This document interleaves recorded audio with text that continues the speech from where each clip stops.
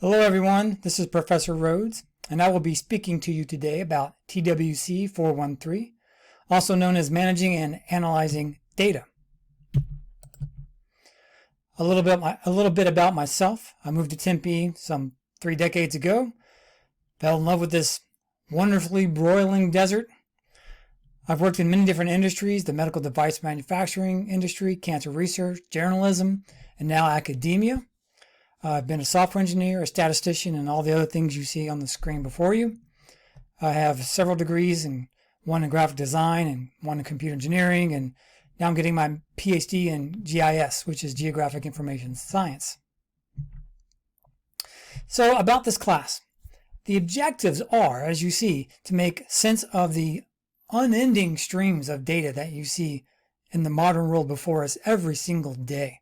It just goes on and on, like the census data that you see on the screen and many, many other sources. We will study its common formats, the ways that it is typically packaged. We will then learn how this data is generated, how it's inspected, queried, and then I will give you some personalized instruction in terms of Microsoft Access to teach you one of the many tools that we use to wrangle data. So what will we actually do then inside of class? What will be the actual classroom experience? Well, each week we will analyze some data. I was going to say data visualization, but that's a preview for something to come.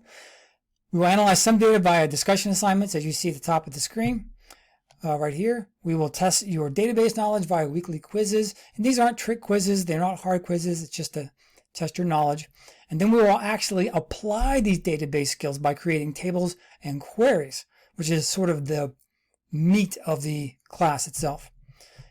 Each week, we will also work on a final project, which you will deliver at the end of class. And that will be a fully normalized, queryable, clean database. And don't worry if you don't know what those terms are. I don't expect you to have any background in this before you start the class. The main tool we will use is Microsoft Access. Why? Because it's a GUI interface, which means graphical user interface. It's very easy to use for beginners. You can see a couple of screenshots here on the screen, here on your screen, and we will mostly build queries and tables.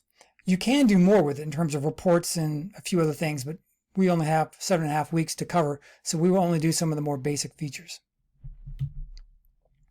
So what skills might you expect to acquire during this class? Well, you'll learn how to access and download public data, at least some of the bigger sites like the census data, or here on the screen I've got some sports data. You will learn how to query that data. You will learn how to clean that data, because all data is dirty, all of it. You think it's not, it's dirty. And then we will also learn how to create databases. So these are the skills that you can take with you outside of class. In industry, what types of tasks might use the skills created in this class? Well, you might be asked to do a progress report, not one where you just type it up, but one that's actually based on data. You might be asked to produce a dashboard, which is also based on data that updates itself every day. You may have to delve into some business intelligence, which we won't discuss too much here. You might need to do some technical writing, in which you need to reference some data, or maybe pure data analysis.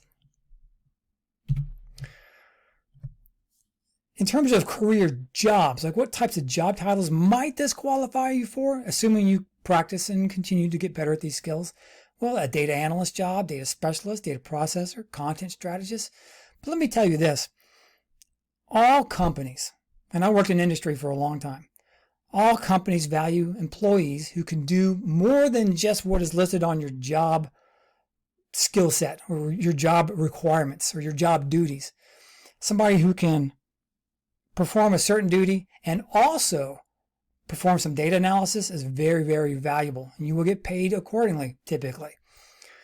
So just keep that in mind, that these skills are transferable not to just the jobs you see on the screen, but just about any job, because once your employer finds out you can do some of this work, they will probably want to leverage those skills, which is good for you.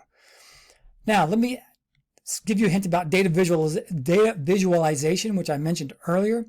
I also teach a class, TWC 414. I'm not the only one that teaches that class. And in that class, we teach data visualization. Now, I teach this in the fall, spring, and summer, but you can then take data and then visualize it, which looks like something you see on the screen here. What you see on the screen, I might add, is from actual students. This is actual student work from my actual classes.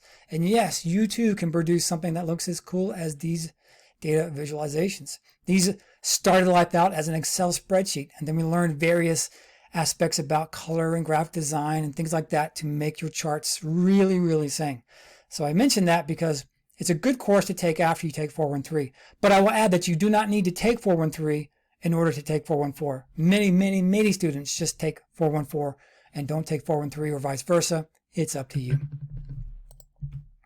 Okay, that's it. I hope you enjoyed this little presentation, and I hope to see you in class. Take care.